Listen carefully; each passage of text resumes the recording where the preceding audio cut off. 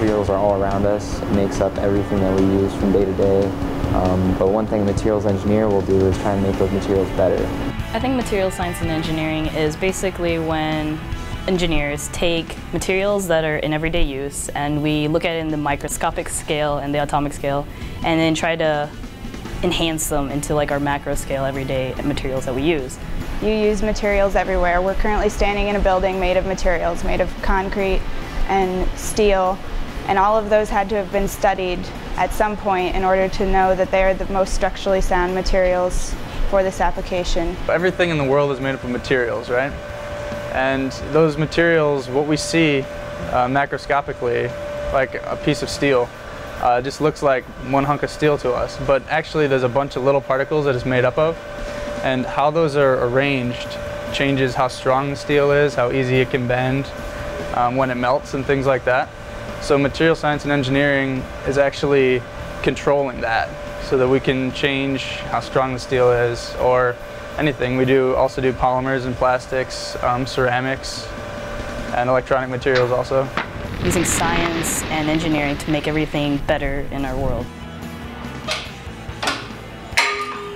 We can look at a failure of a piece and determine why it failed, how it failed, if a similar piece that's in use will fail.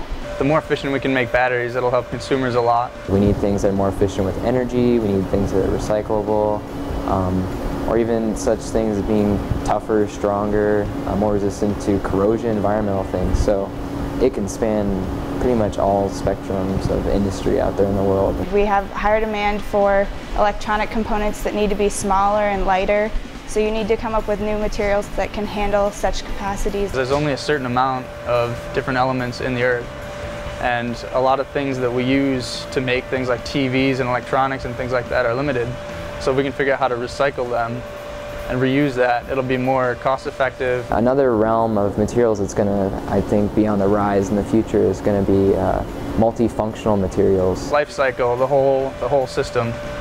What's going to happen to this in the end? Things like plastics and stuff, a lot of people are worried about landfills and things like that they don't break down very well.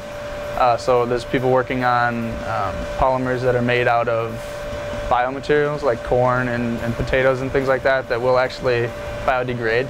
I feel like I have so many options to choose from and so many different areas I could go to. To make technology greener and as well keeping it friendly enough for everybody to still want to use in everyday applications and not make it a big hassle for everybody to become a green society. Ames Lab is located on the edge of campus, and it allows a lot of students to have research positions with professors or scientists to allow them also the opportunity. The visit I had to Iowa State sold me.